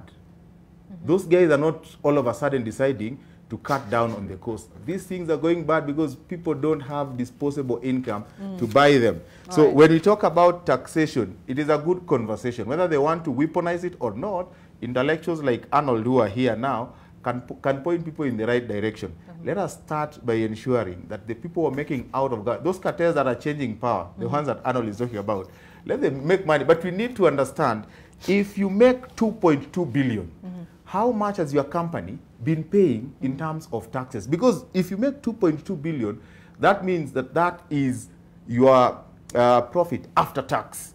If you work, backwards, we need to know your turnover, and then we need to see how much you paid KRA. But let me say, this conversation of, going backwards and looking for loopholes is a very interesting conversation in our politics, because our politicians have this belief that don't understand that political power is transient, but justice is perpetual. We want an administration that is not big on talking on public barazas and talking on press conferences, but acting. If we had substantive documents showing us that this is what has happened, this is the amount of money that we've recovered as a country, we would know. But this government of issuing threats, these governments of telling people that you are demonstrating, demonstration and holding public meetings and making political statements is guaranteed in our constitution. We are protected. And there are two things that Kenyans have to remember, that if people go to the street, they're going to the street because there is an issue. Two issues today. The issues of electoral justice will still remain. Number two, the high cost of living will still remain. Whether we talk about tax or not, is it a reality that today Kenyans are suffering the yoke of high cost of living? It is a reality. Why would you stop Kenyans from going to express themselves? Is it a reality that there is a lot of discourse around the integrity of the last general election? It is a reality that people were intending to bribe, others were intending to be bribed, others were intending to kill, and there is now a dossier that is telling us that the numbers that we were given are not the correct numbers. And Arnold has made it clear that if you're talking about a dossier from the political side that lost the election. Yes, and if you're talking about Form 34A and the root form should be Form 30, the forms that they're talking about in their dossier is Form 34A, and this Form 34B, and it is generated by A, then it is incumbent upon them to then prove that it was credible by producing those Form 34As. Look, and even with all this conversation, it still takes us back to that issue of electoral justice that the opposition is talking about. And with that, we now have that letter. I want us to get into that letter that was it actually came out yesterday through the legal counsel representing the former IBC chair, Wafula Chebukati. If we can have that, I hope my director can be able to just put that for us on the screen so that we can take a look at that particular letter. Now, the former electoral agency chair, Wafula Chebukati, has written to Azimio la Umoja coalition leader Raila Odinga demanding to be furnished with the video footage of that alleged visit to the former Prime Minister's home during the election period. This was through lawyer Stephen Ogola, who says that Odinga should do that, and failure to provide the video footage within 7 days, he will take legal action. Wakili Dunstan, you also, a lawyer on this end, but you also, you wanted to be enjoined in the case during the tribunal. Something happened. Just tell us, from your standpoint as a, a lawyer and from a legal point, does this hold water? First and foremost, I'll confess that I'm the Azimio lawyer, so probably even better to get a response from you on what we the question that my good friend and congratulations for marrying just the other day, Chief Ogola, is that they are demanding for a video. Contextualize this to the issue of Bomas. At Bomas, Chebukati says there were 3 elders from Azimio who came to see him. And that's what I wanted to ask at the tribunal, the tribunal. That is a constitutional bedroom that is created for only Chebukati and the 6 commissioners and accredited agents or parties. For God's case, how did Tuju get himself at midnight and Wako at the Bomas? Chebukati cannot answer that. Because that is a constitutional bedroom. Zainab, not even the media. It's kept at the plenary. But these strangers came at midnight. What were they carrying? And why were they allowed there? Could my good friend Arnold be allowed to go and see Chebukati? That question is still landing. Number 2, Raila Odinga has said that Chebukati came to see him, and Wakil is asking for the video. Of course. For the sake of Chebukati, let me give him a chronology. When the Chief Justice was appointed, recruited, she issued a demand letter, a threat to Nelson Harvey. She never pursued that threat. When William Ruto, then the deputy president, and Boniface Mwangi sued Boniface Mwangi, he abandoned that case as fast as he had filed it. When the Chief Justice, then Emeritus David Maraga, demanded a similar letter from Amin Nasir, when the file went to court, the Chief Justice took off. If Chebukati wants to know what Kenyans think about him, is to allow himself to be a party in a court process. None has ever succeeded. When you are a public figure, a lot of issues are talked about. So I don't think anybody is going to respond to that letter, and we'll be expecting they go to court. Then the evidence shall be produced in court. But they have a right to demand what they are demanding, and they are opening up the question of the electoral processes. But I've given a chronology that no public figure, just ask Uhuru Kenyatta, he had to dash away from social media because he realized under Article 35, under Article 34, Kenyans have a right to talk anything. Raila Odinga will say what he wants to say. If you think that... Even impugning the character of, a former chairperson of an independent institution like IEBC, and look, this is part of what the letter says. Our client is aggrieved that you took no caution or responsibility while making the adverse remarks, with the consequence that our client has suffered and continues to suffer serious reputational injury, taking into account his status and position as a former chair of IBC. His reputation has come into question. One of the defenses against defamation is the truth. Is about proof, justification, and public office. Chebukati was holding a public office. Based on that, anybody will tell him whatever he wants to be told. No court is going to award him anything. If he'll be given damages, he'll be given nominal damages of 1 shilling or 2 shillings. He should be advised properly that he has no recourse in a court of law when he was holding the office of the chair of, if it is a private entity, a private person, then there is a recourse for defamation. But public officers, for example, the similar matter I was having yesterday, that an MCA of Korogosho has called either the president Mwizi from State House. You can't sue anywhere. The president cannot take the dock to give evidence. So this is the realities of law, that now this matter is playing into the hands of Azimio. Because Chebukati is, as I said, Kenya Kwanza have no strategists. They should take my good friends here to be their strategists. Okay. You have got to assess your statement, your actions, the reaction that is going to generate. Chebukati now. So what you're saying is, as a part of the legal representative of Azimio, are we not going to get any response with regard to this letter? We'll wait for They have given 7 days. Right. 6 days remaining. Let them file the matter. We will respond appropriately in court. Okay. Let's hear from... and we'll produce that evidence. We give them the tape for what? So that they do it with it what? All right. Can they punish? Can they do anything with it? The only entity in this country that has the power to take action over any malpractice is the judiciary. So we are advising them, let them not even wait for 7 days. Let them go to court today. We shall provide the evidence that we have within the show. That is a way to gag Azimio, not to produce. That is a panic mode. I've told you, Zainab, Chebukati has panicked. Okay, let's because hear the reality from is coming up. And remember, there are two tapes. There are two tapes. There is Tuju so we saying expect that? he visited. Okay. Raila said he visited.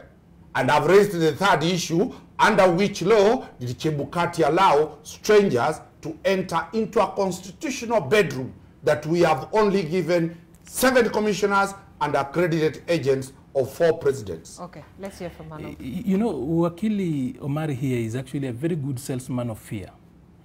If you ever sat and if words in and of themselves constituted the basis upon which people would make decisions, you will run away. The truth is that Chebukati has got a case.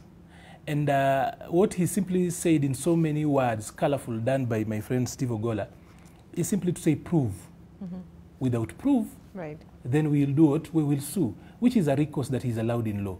So don't take Wakili Omari's words as if they are actually hewn in rock. No, that is a lawyer threatening the other side, and it's part and parcel of strategy.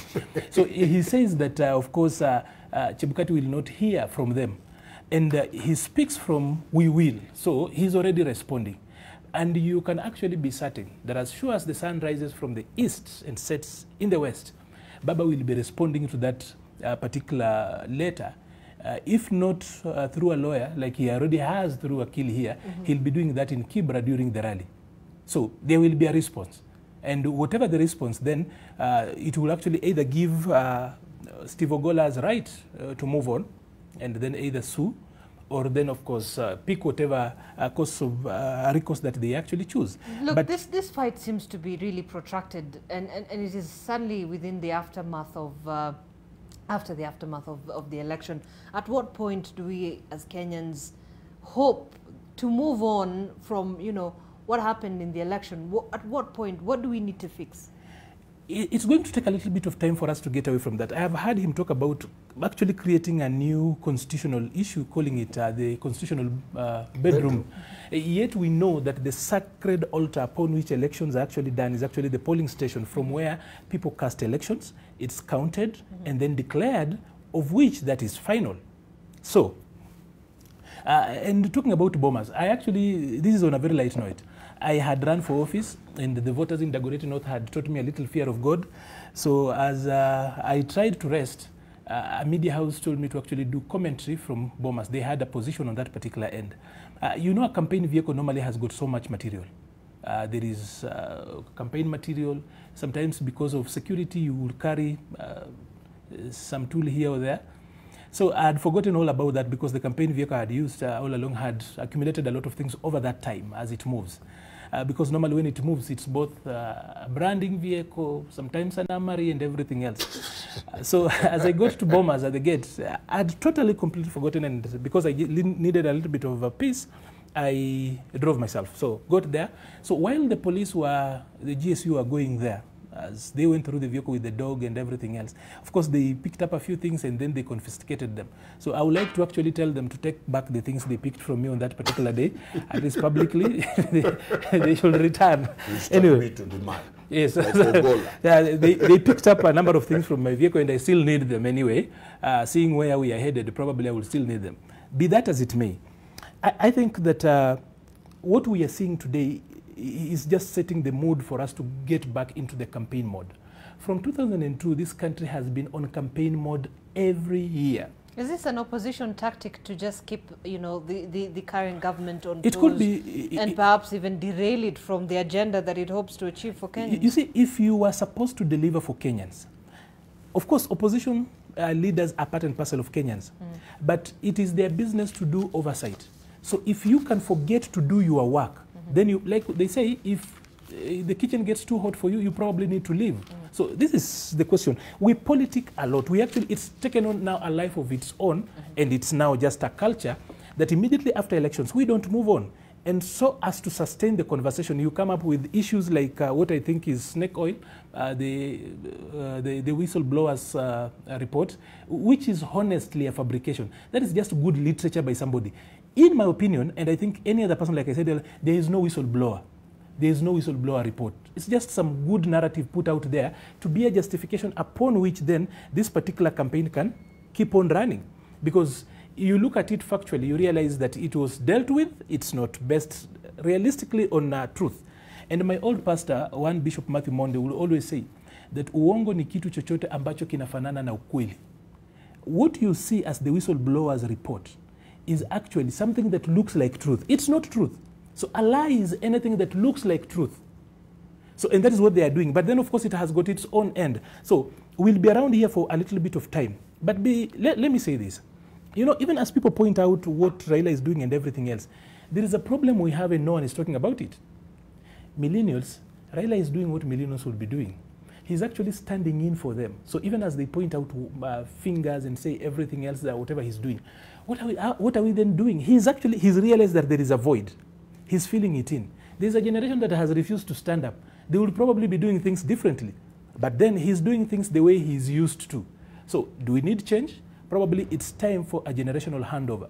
But then we come from a generation that belongs to a political party and ideology called AGIP, any government in power. So no young person who probably has got a better understanding of the way politics should be run, the economy and everything else, with a better vision, is willing to be quote unquote outside of politics, or rather outside of government. So all of them are taking sides. In fact, one of them told me yesterday, a very brilliant lawyer, he told me that now those of us in Azimio are going to get into government. We've sat down and realized that the assault by Baba, as he comes in now, we in Azimio now, we want to actually queue behind him, so that when he shows up on the steps of Arambe House again, we will be there. So no one wants to be outside government. And you look at all these machinations and everybody else. So there's a way people interpret it.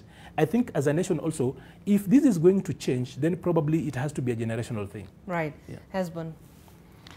So where do I start? Where he has left? Being in government. I see you on your phone. No. Yeah. You know, there is this statement of we want to work with government, we want to be in government, which is a misnomer. If people want to join UDA and Kenya Kwanza, they can join UDA and Kenya Kwanza. But so long as you live in this country, Kenya, you're in government, the government is working for you, and this is your government. You know, the moment politics is over, we no longer have a government of Kenya Kwanza or a government of UDA or a government of Azimio. We have the government of Kenya. When the president went to the Luo Nyanza region, he went as the president of this republic. MPs, members of parliament were interacting with him, but a few days later, all these guys were at Kamukunji, listening to Baba, you know. So this whole idea of we are in government, we are not in government, is actually what is taking this country behind. That a few individuals can take themselves and say that we are working with the government. If you are in Azimio and you want to join UDA, there is a difference between UDA and Kenya Kwanza and the government of Kenya. We are all in this government, and all of us want this government to work. So when people speak, whether they are politicians or just political commentators outside here, they are not speaking because they are on the other side. They are simply speaking because when a political party forms government, there are certain things that that political party is likely to do that are in the interest of the people, or there are certain things that that political party is likely to do that they wouldn't want the people to know because it is not in their interest. So anyone has a role to play. And if your role is to expose what the government is doing that is good for the country, which puts that government, that political party in a good place, do it. So you're saying what Azimio is doing in the rallies is just playing their role? No. Azimio is a political party. Right. You see, a coalition political party. Yeah? So what Azimio is doing is what any other political party that contested for power and did not get power would do. That they would provide that alternative leadership. And as we speak right now, if no one was talking about the cost of living, you know, Kenyans would still be asking, so what happened to the Raila that we knew? Just recently, the president and his deputy were very clear that we want a very vibrant opposition, the one that takes the government on.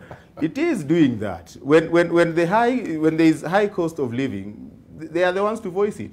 Now, if the allegations that the elections were not free, fair, just, and verifiable, I mean, you won't expect lecturers or doctors to go and start saying, it is politicians who will do that. And I think but the for Kenya Kwanza administration team says that, you know, with these rallies that the Azimio team is angling for a handshake.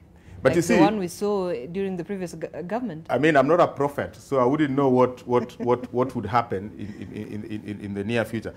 But if I look at history, right, that is what has happened. Okay. I mean, if you look at President Kibaki when he came to power, when he retained power in 2008, they were very clear that we won this. But a few days after, what happened?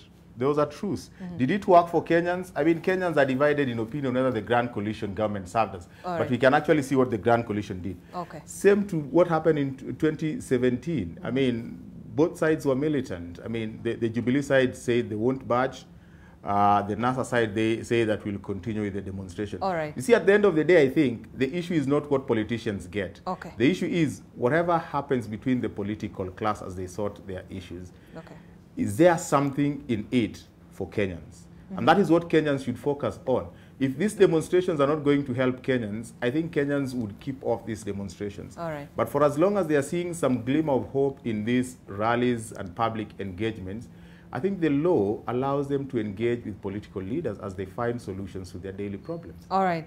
And before we wind up on the conversation, just to remind you that today, actually, Deputy President Rigathi Gachagwa's appeal against the forfeiting of his 200 million shilling is coming up today morning at the Court of Appeal for settlement with the Asset Recovery Agency. So we will be giving you full details of that report later in our subsequent bulletins at 7 and 9 p.m. So you don't want to miss that. But we don't have much time. We have to end up this conversation here. I know Wakili wanted to respond to some of the issues that Arnold had mentioned. Yes. But we really do not have time. 10 seconds? 10 seconds. 10 seconds, and I'm counting. This is our country. Kenya is our country. The opposition have a role to push government to deliver. Okay. The powers and taxes of this country are in the hands of government. All right. Opposition doesn't have them. So the role of anybody telling Raila Odinga and Uhuru Kenyatta to assist them to govern, that has never happened. Their role is to keep the fire burning on behalf of Kenyans, and the role of government is to provide services, so that the services we are expecting is the price of unga at 90 shillings. All right. Arnold, 10 seconds. Actually, I just want to say that we are in a good place as a country. Do not be afraid. The noise you see, that is the beauty that comes out of democracy. So don't be worried. If you feel like you're bored on Sunday, please go to a rally for amusement, listen to them. We are past the days of old where such like events will actually turn out ugly. So we are good. So it's a healthy democracy. Work so hard. When you don't have anything to do over the weekend, join a rally. All right. Yeah. Healthy democracy, like you say. All right. Thank you so much, Arnold Maliba, public policy expert, Hesbon Owila, media and political communications expert. And I am not saying something. Oh, you had your last one. I gave this gentleman 10 He has 10 just seconds said something. All right. That's Sonomari, lawyer, political analyst. Thank you so much, gentlemen, for coming in this morning. We've suddenly overrun the show. My name is Zainab Ismail. Your world is coming up shortly with Winnie Lubembe. Stay tuned. Have yourself a good morning.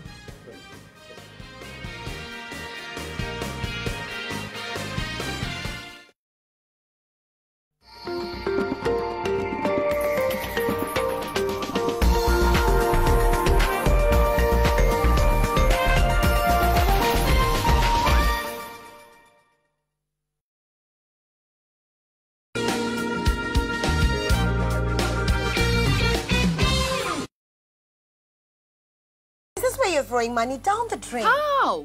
On these cleaning products. Impossible. Harpic 10X. While other cleaners flow away, Harpic 10X's viscous formula in only one round of application gives you sparkling, clean toilet. Harpic, 10 times better cleaning than other cleaning products. And great savings too. Hii ya leo inaanza na kengele. wapendwa. Leo tutakoma leo. Na sisi ni Watanga. Leo katika gumzo la Sato tutaka tusaidie boy Charlie. Mbona bikazo una wivu? Nani? Wewe. Ile yake ndogo kuna. Hakuna. Mama pale. Nachaguliwa unabaki umezunguka. Mwanaume asipo provide wewe waleta nini? Wewe waleta nini? Wasafiri mweno hicho. Chombo tazama hiki tazama hiki. Tenda mrama. Tenda mrama hiki. Baba anakupa mapenzi na bado anakupa pesa. Mimi sijaolewa. Na siwezi taka kukua ati sitaki kuolewa. Ndoa inaposimama hilo ndo huwa na furaha haswa ya mwanamke. Watu wanaomoka wanaachana. Beupe para wanja. Gumzo na Lofty Matambo na Frida Mwaka. Pata taarifa teke na e-paper. Stay in the know on the go. Getting the full story Bilangori. To sign up, choose your preferred subscription. Use the promo code SUBZ22 to get 20% off and pay. Get your favorite newspaper and enjoy the truth anywhere, anytime. For inquiries, email epaper@ke.nationmedia.com or call 0790 111 Subscribe today and get your taarifa teke. Some managers and clubs are a perfect fit, a partnership made for each other. That is exactly the case with Diego Simeone at Atletico Madrid, a manager